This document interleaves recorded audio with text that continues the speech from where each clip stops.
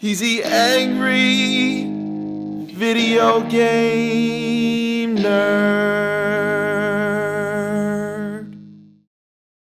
I have a confession. I totally missed out on the Tomb Raider craze.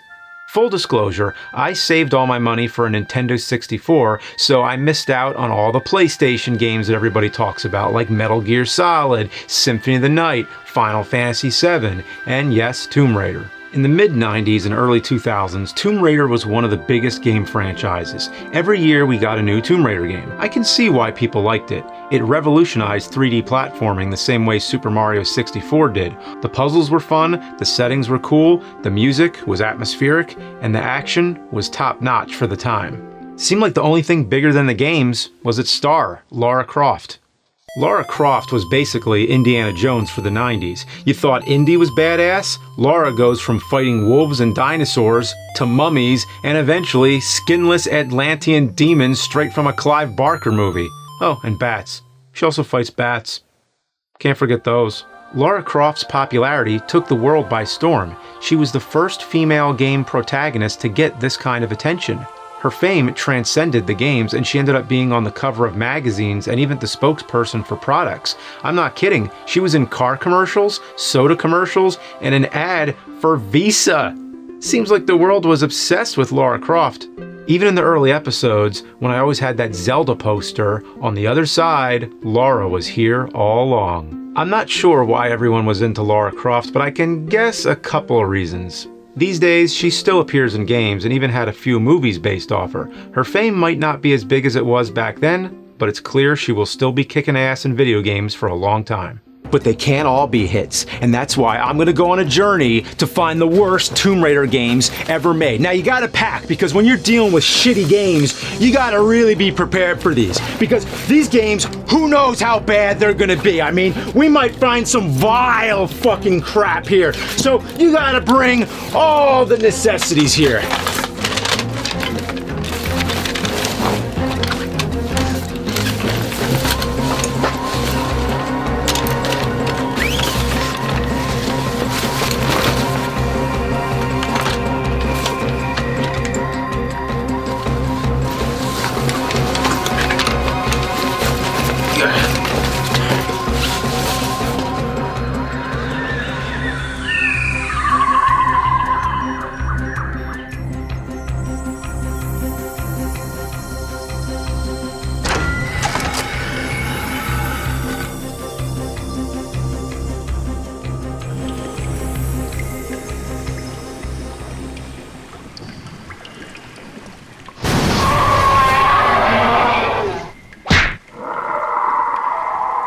So here's Tomb Raider Chronicles, the 5th in the series, but the first to fail critically and financially. The game opens with Lara's funeral. Yeah, that's right, the last game ended with her dying. The developers were tired of doing Tomb Raider and hoped the 4th game would be the end. Well, maybe if I killed off my character, I wouldn't have to review any more shitty games. Just kidding, not yet. The game centers around a group of her friends sharing stories of her adventures. After that, we get a loading screen where I noticed something interesting. There's a credit for Timex. Yeah, Timex, the watch company. Would they make this game on a ZX Spectrum? Oh, here's why. It's an ad for a grip clip watch. Lara uses it in the game to keep track of her time and progress. So right away, this game just sells out with a product placement. It's like people only do things because they get paid. And that's just really sad. The first story is about Lara trying to find the Philosopher's Stone in Rome. It starts off with a quick reminder of the basic controls and introduces new mechanics like parallel bar swinging and tightrope walking. Other than that, it's the same old thing. Everything looks and feels like the previous games, right down to Lara's outfit, although her shorts are see-through now for some reason. You go around, find keys, flip switches, and kill some gargoyles and a crazy squid thing that shoots lasers. You even get to fight a couple statues that look like Talos from Jason the Argonauts. It gets kind of confusing when gladiators show up. Are these gladiators left over from the Roman Empire? Have they just been hanging out down here for thousands of years? Or are they just employees at the Colosseum dressed as gladiators? I hope not, because you shoot the hell out of them. Damn, I hate to see Lara at a Renaissance fair. Chronicles is just a soulless rehash of the other games and a shameless advertisement for a watch no one remembers. I don't know what else to say about it, so I'll just quote one of the developers of the game. Tomb Raider 5 was effectively a load of old shit. That was the most depressing one for us. We were effectively just doing that for a paycheck because no other team wanted to take it on, so we had to do it, basically. By that time, it had taken its toll. 3 years of hammering it, and we were burnt out. That shows in the product. Oh my god. This might be the first time someone who made the game reviewed it for me. Huh.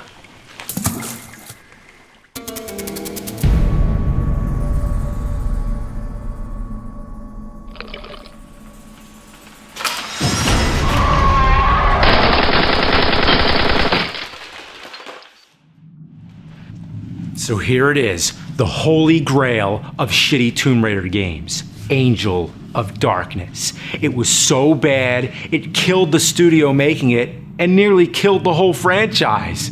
This was the first Tomb Raider game on the PS2. It was going to usher Lara Croft into a new age with a bigger, better adventure. There would be larger environments and more stuff to do. It would be a whole new game. Or it would have been if the development wasn't such a disaster. The problems start right at the beginning. The opening cutscene introduces Lara in a dark office where her associate gets killed by someone off screen. This is how you open your fun action-adventure game? By ripping off Clue? Compare this to the first game, which opens in an exotic location and has Lara murdering fucking wolves. But then Angel of Darkness starts off with a tutorial, and you better not fuck up, because if you die without saving, you start at the beginning. And I don't mean the beginning of the level, I mean the beginning of the whole game. No checkpoints, nothing, so get used to saving. Save after every puzzle, save after every enemy, and save after every jump. And the jumping. You would think, since this is PS2, the controls would be better than PS1. But you'd be wrong. They're extremely clunky, and that's the reason why you die so much. You know what would have been nice? A training section where I could practice these new controls without affecting the main game. You know, like the Croft Manor section in the old games. Oh, and this is one of those PS2 games where you have to use an older TV, because if it's on an HD TV, it's so dark you can't see anything unless you turn the brightness all the way up, black out your windows, and then shoot a rocket into the sun, covering the whole solar system in darkness. And then maybe you'll be able to see something. I'm not kidding. This one jump took me 20 to 30 minutes because I couldn't see there was a ledge to grab onto. I had to turn the brightness all the way up. Yeah, it's no wonder why they call this Angel of Darkness. You also notice some of this footage looks like it's in slow motion. I thought maybe it was some bullet time or Max Payne shit, but no, the game will randomly slow down. One part was entirely slow-mo, unless I was jumping. But even when it's running at the right speed, Lara still feels too slow. In fact, this entire game makes Lara weaker, and the reason for that was because originally it was supposed to have a progression system where you level up, so as the game goes on, you gain more abilities, but unfortunately, that got cut. Now you have to reach a certain point in the game to get a new ability. Climbing this wall will make you be able to climb longer. Moving this box will give you the ability to move 2 boxes. Kicking a huge metal drawbridge will give you the ability to open a small door. That doesn't even make any sense! The creators spent so much time figuring out how to make Lara's boobs jiggle, they forgot to make her fun to play. By the way, the camera in this game sucks. It constantly fucks you up and makes jumping difficult. At one point, the camera goes into Lara's head, and it's one of the most horrifying images I've seen. In the words of one of the people who made the game, the camera was just a complete pig. Yeah, that's one way to put it. One of the new things this game intended to introduce was stealth. I'm not sure why though. There's no penalty for not being stealthy. I could probably sneak up on some people, or I can just easily kill them. Why introduce stealth if it was going to be optional? I guess one of the new things introduced that kind of works is the dialogue trees. At least with this first one, your decision affects the game. Now we finally get to the Paris level, which was meant to be this big open world with many things to interact with, but unfortunately, it just turned into a big empty wasteland. Whatever was meant to be in the Paris level must have been big, because you can't go 5 feet without the game loading the next area. You turn into an alley, load. You walk up a staircase, load. You walk from one end of the street to another, Load. Load. Load. Load. Too many fucking loads! There's a store you can go in when asking people how to get into a nightclub. You have one conversation and never go back to this place again. This was supposed to be a place that you'd come back to later in the game, but everything was removed except this one scene. Then there's the boxing match. It doesn't matter who you pick because the winner is totally random. Sometimes the game glitches and they don't fight at all. Just keep reloading until the person you picked wins. And what do you get out of this? I bet all the cash in my pocket against your fancy gold watch that I can pick the best fighter. A watch that you can sell? This? I don't need this lousy stinking Timex watch! So here's a weird thing I found. There's this guy in the park. You walk up to him and he just says the same thing over and over. Leave me alone, I'm busy! Leave me alone, I'm busy! Busy? Busy doing what? Staring at a wall? A guy standing in the park all by himself saying he's busy. He looks like the least busy person in the world. That's all he says. Turns out he's one of 2 people who help you get into the club. I talked to someone else first, so that triggers this guy to just say the same thing over and over. Leave me alone, I'm busy!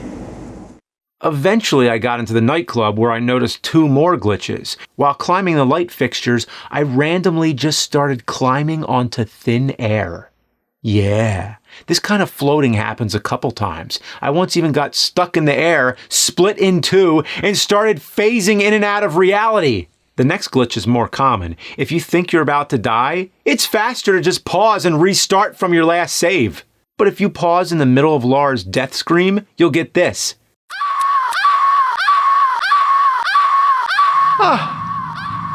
It just drills on your ears. It's like you're going to be hearing that in your nightmares. Hey, have you noticed anything in these levels? I'm raiding apartments, churches, nightclubs. Shouldn't I be raiding tombs? I haven't seen a single tomb yet. I made it to a graveyard, but all they had were crypts. Instead, I have to go to the Louvre and kill some security guards. I'm not even sure if they're bad guys, but the game doesn't penalize me for killing them. Maybe Lara is just a violent murderer. Eventually, you go underground and actually find a tomb. Wow. It's broken up into 4 parts: earth, wind, water, and fire. This is the only part in the game so far that actually feels like Tomb Raider. And they still fuck it up. The water level has these spikes that come out of nowhere. After making a careful jump in the fire level, a rock will shoot you into the air, or you'll just die for no reason. In the wind level, I went to jump on a log and instead fell through it.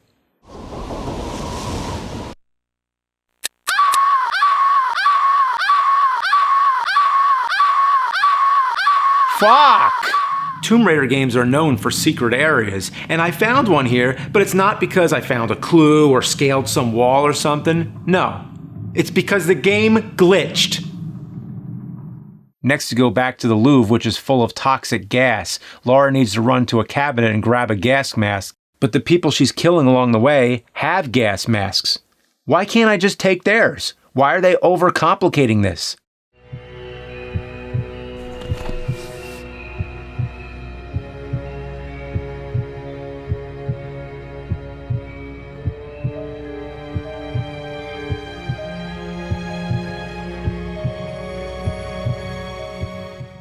Who the fuck is this guy? Why are they giving him so much attention? And why does he have the glaive from Kroll?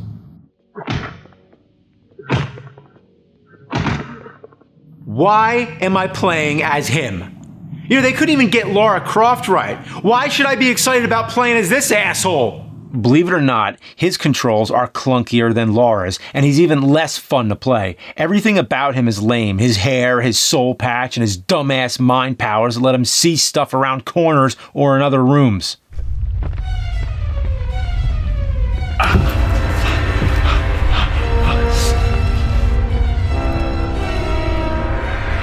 I need to finish it.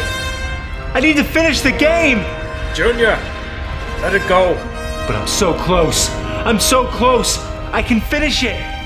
Nerd, let it go. You're right. Fuck the shitty game.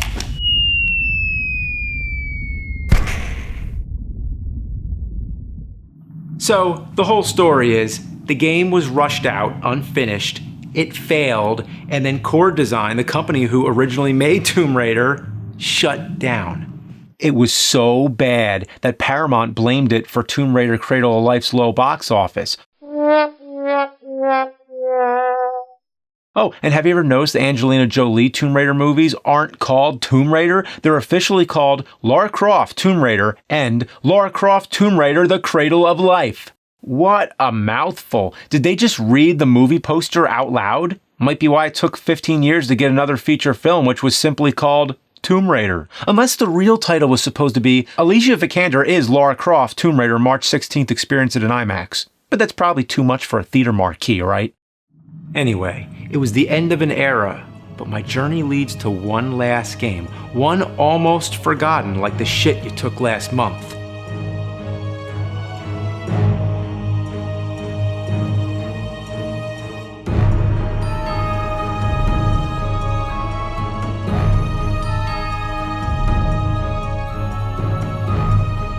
The Nokia N-Gage, Nokia's attempt to mix a phone with a gaming system.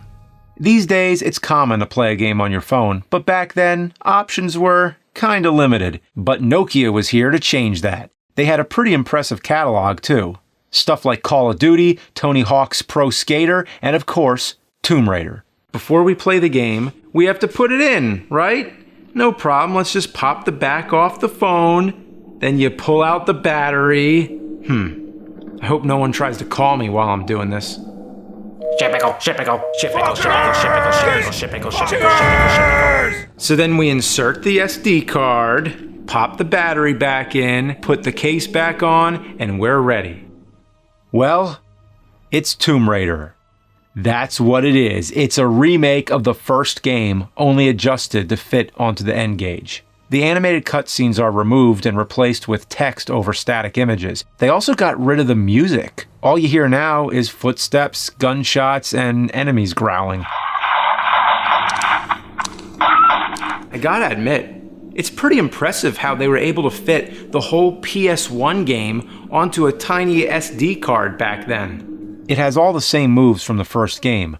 One annoying difference is that when you press forward, Lara will keep running until you stop her or she hits something. It makes timing jumps real difficult. And the camera is mildly shitty. Early PlayStation games didn't have the best graphics, and they got even worse when you shrink them down. I'm not sure why they didn't just port one of the 2D Game Boy games instead. Well, it was an interesting experiment, but ultimately a failure. The N-Gage couldn't compete with the Game Boy Advance and eventually faded into obscurity. Oh shit!